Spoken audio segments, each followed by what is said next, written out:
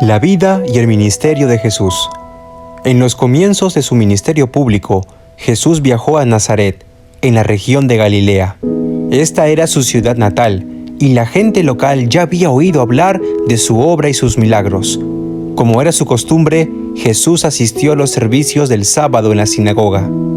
Aunque Jesús no era el rabino oficiante, el asistente le entregó el rollo de Isaías y le pidió que hiciera la lectura de las Escrituras.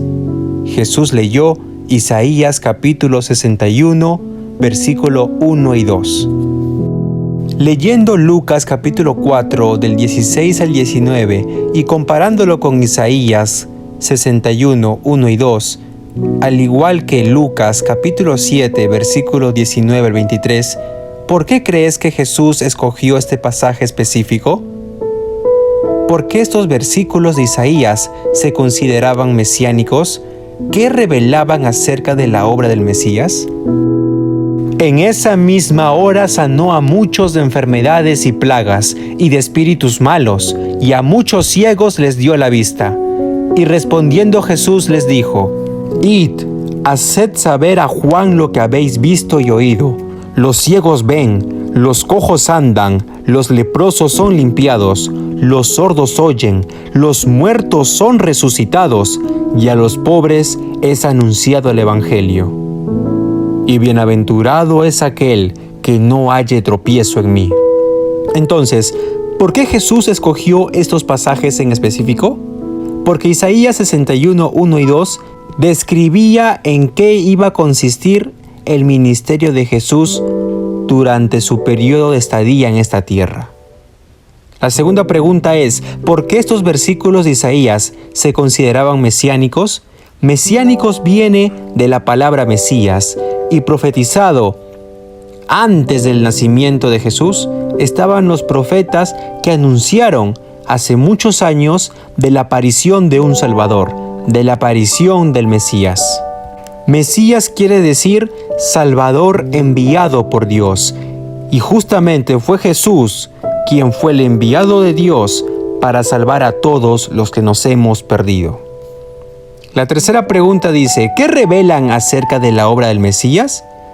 Bueno, explícitamente dice que esta persona, este Mesías, este Salvador, Jesús, iba a dar vista a los ciegos, iba a hacer sanaciones durante su ministerio e incluso iba a resucitar a las personas fallecidas y a predicar el Evangelio, no solo a los pobres, sino a todo aquel que estaba presto a oír.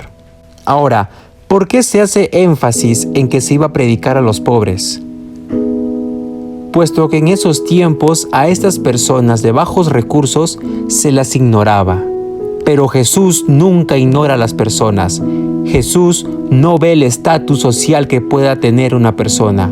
Jesús ve el corazón. Y cuando Jesús vino a este mundo, no discriminó a nadie, no ignoró a nadie, sino que su palabra, su mensaje de exhortación, su mensaje de salvación era para todo aquel que quería oír y sobre todo aceptar, arrepentirse y obedecer lo que Jesús estaba predicando.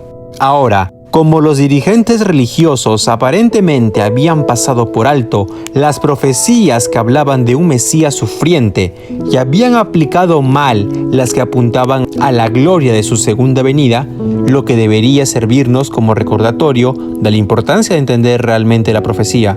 La mayoría de la gente creía en la falsa idea de que la misión del Mesías era librar a Israel de sus conquistadores y opresores, los romanos.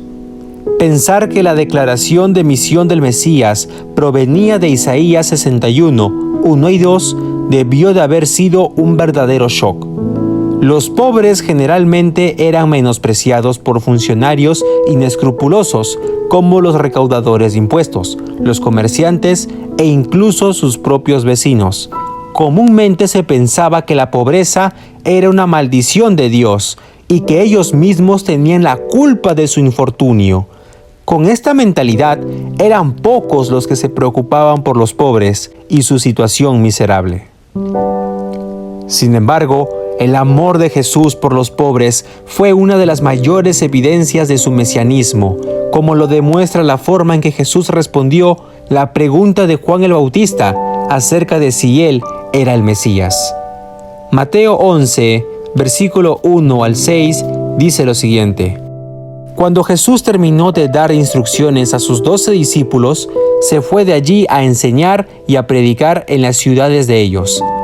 Y al oír Juan en la cárcel los hechos de Cristo, le envió 2 de sus discípulos, está hablando de Juan el Bautista, para preguntarle: ¿Eres tú aquel que había de venir o esperaremos a otro? Respondiendo Jesús les dijo: Id y hacer saber a Juan las cosas que oís y veis. Los ciegos ven, los cojos andan, los leprosos son limpiados, los sordos oyen, los muertos son resucitados, y a los pobres es anunciado el Evangelio. Y bienaventurado es el que no halle tropiezo en mí.